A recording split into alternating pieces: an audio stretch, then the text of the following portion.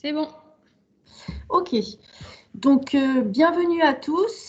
Le Club des entreprises et le Bureau d'aide à l'insertion professionnelle de l'Université Savoie-Mont-Blanc sont heureux de vous accueillir aujourd'hui dans le cadre de la 13e semaine Emploi et entreprise qui a cette année pour thème « Et si on se réinventait ?» Donc, cette semaine emploi-entreprise va s'articuler autour de 9 conférences, tables rondes et webinaires en ligne qui seront proposés sur des thèmes variés et des sujets d'actualité placés sous l'égide du renouveau. Donc, comme vous pouvez le voir, le tourisme, le sport, l'énergie, l'environnement, l'IoT, la robotique, les achats, le commerce, l'international et les performances sportives, le dépassement de soi. Donc, ce seront des thèmes qui seront abordés entre aujourd'hui, demain et mercredi, entre 14h et 16h. Quelques chiffres pour vous illustrer cette semaine.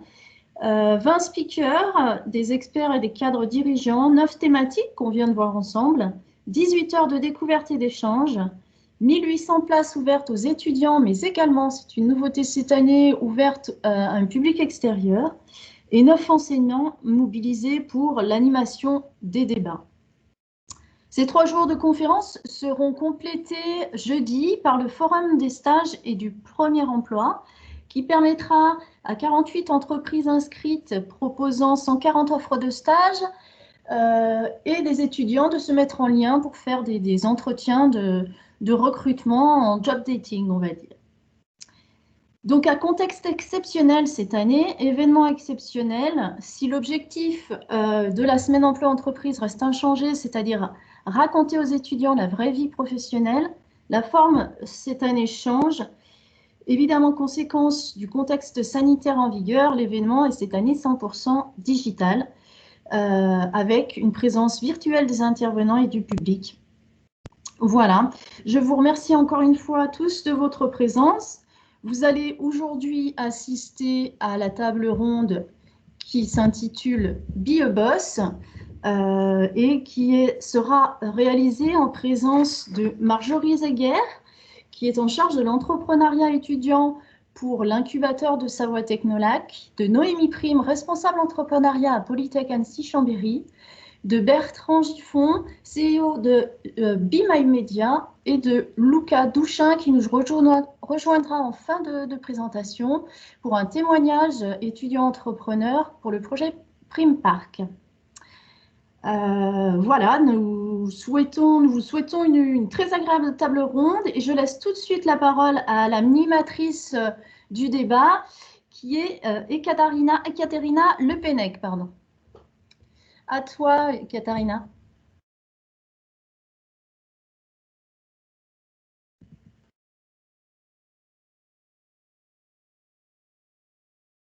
Tu es avec nous?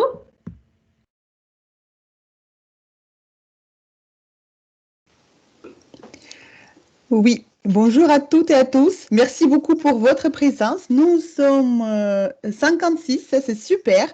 Donc, bienvenue à notre table ronde intitulée Be a Boss.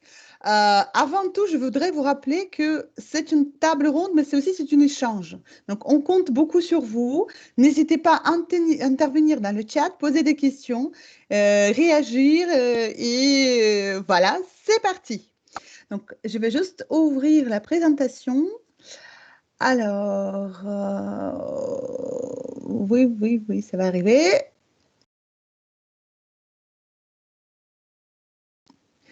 Voilà.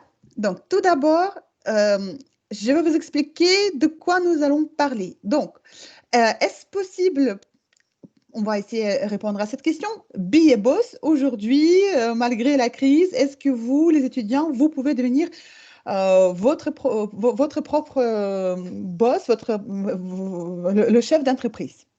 Alors, pour répondre à cette question, nous allons vous présenter les dispositifs qui existent à l'université pour accompagner les démarches entrepreneuriales et également, nous vous proposons rencontrer les acteurs clés du territoire et nous terminons bien sûr par le témoignage des étudiants.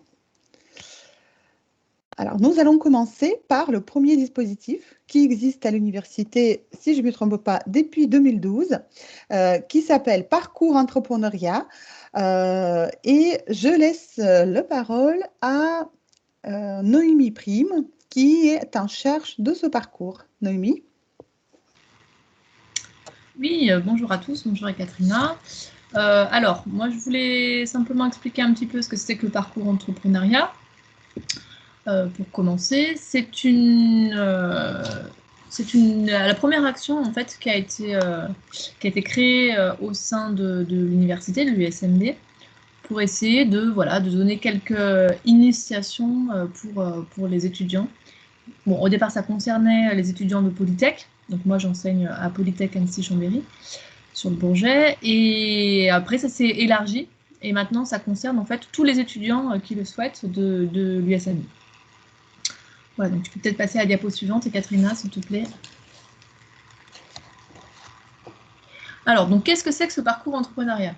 Donc, comme je disais, c'est une initiation, une sensibilisation à l'entrepreneuriat, c'est-à-dire que on va juste expliquer quelques petits points autour de l'entrepreneuriat, mais ceci dit sur un temps quand même conséquent, étant donné qu'on qu'on organise 15 ateliers en fait pour de l'année, plus précisément entre septembre et janvier. Donc, c'est des ateliers qui se passent le jeudi après-midi en fait pour avoir le plus possible de disponibilité de vous les étudiants, et qui sont non pas animés par nous-mêmes, mais animés par des professionnels, et des professionnels qui ont, pour beaucoup d'entre eux en tout cas, soit sont des entrepreneurs, soit ont été des entrepreneurs, soit sont des personnes qui vont conseiller des entrepreneurs dans le montage, le développement de leur activité. Donc, c'est des ateliers qui sont basés, enfin, c'est pas des cours en fait, hein, c'est pas des enseignants-chercheurs que vous avez en face de vous, c'est vraiment des leur vie professionnelle, de venir échanger avec les étudiants parce qu'ils aiment ça, et qui vont animer en fait ces ateliers d'une manière beaucoup plus interactive qu'un cours, avec beaucoup de participation des étudiants. C'est quelque chose qui est très apprécié. Donc on a 2 campus d'accueil, comme j'ai dit que c'est une action qui a été élargie un peu sur toute l'université. Donc on a d'abord un groupe qui est sur le Bourget du Lac, et depuis quelques années, maintenant ça doit faire peut-être 4 ans, on a un groupe qui est aussi sur Annecy, plus précisément à Galiléo, sur Annecy-le-Vieux. Je voulais préciser également que c'est une formation qui est bien sûr gratuite.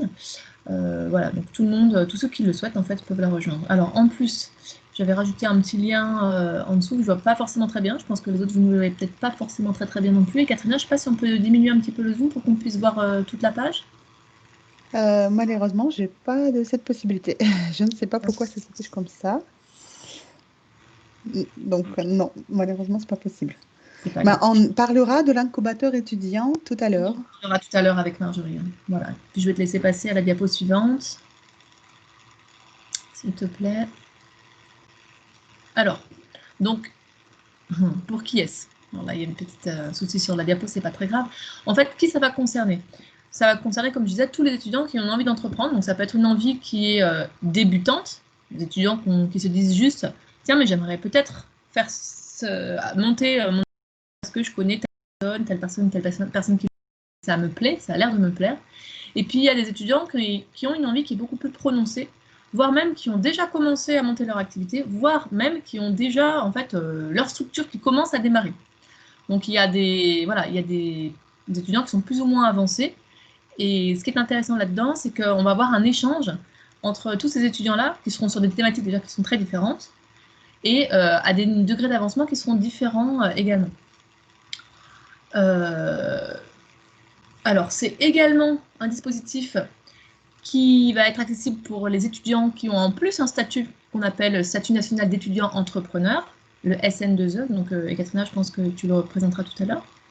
Et puis, ça peut concerner également un type d'étudiant qui est un petit peu particulier, puisque ce sont des étudiants qui sont doctorants, et donc qui travaillent déjà au sein des laboratoires pour faire de la recherche. Ils peuvent avoir envie à partir de leur projet même de recherche, de développer une activité sur un concept, sur un brevet, sur quelque chose comme ça. Alors, je voulais préciser aussi que sur les thématiques des étudiants qui participent, on a une très grande diversité, hein, puisqu'on a des étudiants qui viennent de STAPS, on a des étudiants de Polytech, des étudiants qui sont de l'IAE, mais aussi de langue, de sociologie, de sciences de la Terre aussi. Enfin voilà, c'est très très large et c'est un endroit, je pense, qui peut vous permettre de rencontrer d'autres personnes et qui peut amener une certaine émulation, une certaine dynamique justement, parce que voilà, on va faire des nouvelles rencontres autour de l'entrepreneuriat. Alors, j'ai parlé des 15 ateliers qui vont jalonner l'année. Et la question qu'on peut se poser, mais qu'est-ce qu'on apprend en fait? C'est une initiation, mais de quoi on va parler? Alors, effectivement, on ne va pas faire de vous des entrepreneurs en 15 après-midi. C'est plutôt un petit, je dirais, un début d'approche pour essayer de voir, de comprendre quelles sont les compétences de l'entrepreneur, essayer de un petit peu plus cerner ses compétences particulières. Ce sont des choses que vous n'apprenez pas forcément dans vos unités de formation. En tout cas, on les apprend. Vous pouvez les apprendre dans certaines formations, et alors peut-être pas du tout dans d'autres types de formations. Donc parmi ces points, j'avais noté un exemple que vous avez parlé de business model, c'est-à-dire en fait, qu'est-ce que ça va être mon activité? Elle va être basée sur quel objet, enfin, quel est le service que je vais rendre en fait, et qu'est-ce que je vais vendre finalement. Ça, c'est le business model. Qu'est-ce que je peux faire en termes de communication? On va parler aussi de posture entrepreneuriale, on va parler de créativité, on va parler de développement économique, etc. La liste n'est pas exhaustive, hein, je n'ai pas tout mis là, mais c'était pour vous donner quelques idées de ces thématiques qu'on va aborder. Et puis, je voulais aussi préciser, alors là ça a été coupé également, mais c'est un programme qui n'est pas fixé hein, d'année en année, on l'étudie, on le remet en cause éventuellement, pas complètement, hein, mais un petit peu chaque année, selon aussi les attentes que peuvent nous faire remonter les étudiants. Et aussi, on essaie de prendre en compte la dimension un petit peu environnementale de l'entrepreneuriat, parce que c'est quelque chose qui nous tient à cœur, qui tient à cœur également aux étudiants. Et notamment, donc, on a 2 ateliers qui sont relativement nouveaux. Alors, celui de responsabilité sociétale des entreprises, je ne pense pas. Donc, un atelier de RSE, celui-là, il doit avoir quelques années. On a un atelier également qu'on a monté depuis 2 ans, depuis l'année dernière, sur les modèles économiques alternatifs, c'est-à-dire qu'est-ce que c'est que l'entrepreneuriat social et solidaire, l'économie sociale et solidaire, pardon, l'ESS. Quelles sont les différentes manières de faire et également, voilà. Donc, il y a ces thématiques-là peuvent intéresser aussi beaucoup, les étudiants peuvent vous intéresser beaucoup. Quoi d'autre sur ces ateliers? Vous pouvez me poser des questions si vous le souhaitez. Et enfin, je voulais juste, je pense à la dernière diapo, je ne sais pas si elle est là, mais je vais peut-être enlever, juste préciser que donc, moi, je suis responsable de ce parcours entrepreneuriat pour l'université, c'est-à-dire que je gère à la fois les intervenants, je m'occupe aussi de la promotion des étudiants, etc. Et on est 3 à gérer tout cela. En fait, il y a Ekaterina Lepenec qui est là, que vous avez entendu tout à l'heure, qui est un petit peu plus sur le statut national étudiant-entrepreneur. Et bien sûr, on est aidé de Marjorie Zaguer de Chambéry-Grand Lac Économie pour ceci. Donc, elle qui vous parlera plus de son combat.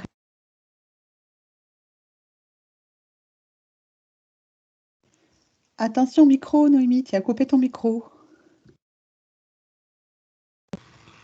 Voilà, bon, ça je ne sais pas pourquoi il a été coupé. Mais voilà, je pense que j'avais terminé. Vous m'avez entendu jusqu'au bout?